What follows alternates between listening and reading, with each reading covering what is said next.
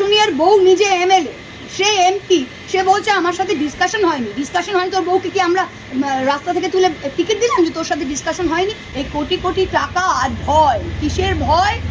ভয় কিসের? আমাকেও ইডি সিবিআই গেছিল, আমার ভয় নেই। ভয় কিসের? ভয় হচ্ছে নিজের সম্পত্তি বাঁচাবো, ভয় হচ্ছে আমার আলামিন মিশনে স্টেক আছে সেটা বাঁচাবো, ভয় হচ্ছে আমার ক্যারিয়ার শেষ, কোন কালে আমি অভিনেত্রী ছিলাম সেটা শেষ, কোথায় 2-3টে শো আছে সেগুলো ক্যান্সেল হবে।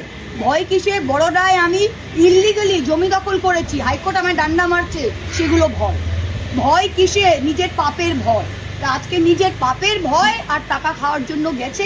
আমি লিখে দিতে পারছি যে এদের যদি এইটুকু রাজনৈতিক বা নৈতিক সেন্স থাকে, তৃণমূল কংগ্রেস পছন্দ নয়, নো প্রবলেম।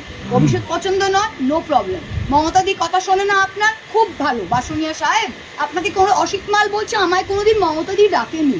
আল্লাদি দুবার এমএলএ এমপি হলেন মমতাদির মুখ না দেখে, তা যান না নিজের মুখে একবার লড়ে দেখান না।